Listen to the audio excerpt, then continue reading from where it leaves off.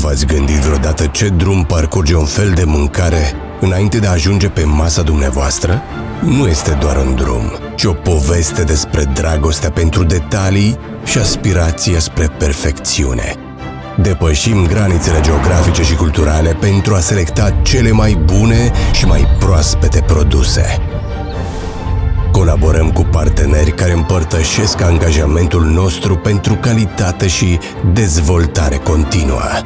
Fiecare etapă a drumului nostru, de la ferme și câmpuri până la restaurantele noastre, este realizată cu atenție impecabilă la detalii. Controlăm fiecare pas, de la transport până la depozitare, pentru a ne asigura că produsele noastre respectă standardele înalte și depășesc așteptările dumneavoastră. Fiecare fel de mâncare pe care îl savurați este rezultatul unei călătorii lungi, pline de dragoste, grijă și dorință de a fi mai buni. Suntem mândri de echipa noastră, care monitorizează standardele de calitate și depune suflet în fiecare aspect al acestui drum. Fiecare ingredient, fiecare fel de mâncare poartă cu sine grija și devotamentul lor pentru calitate. În 25 de ani am deschis peste 50 de restaurante și am deservit 10 milioane de oaspeți. Am vândut peste 10 milioane de pizza și am livrat bucate la peste 1 milion de adrese.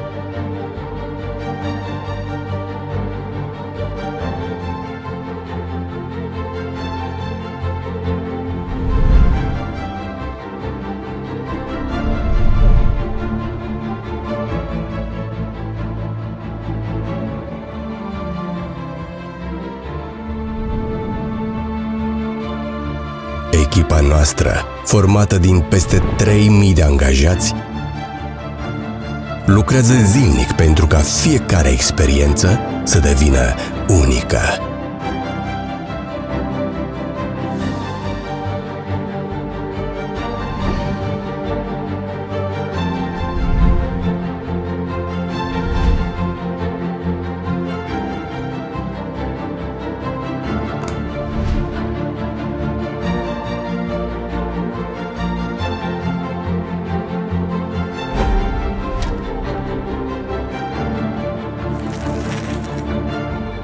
Andy's este mai mult decât un restaurant. Este o călătorie pe care am parcurs-o împreună.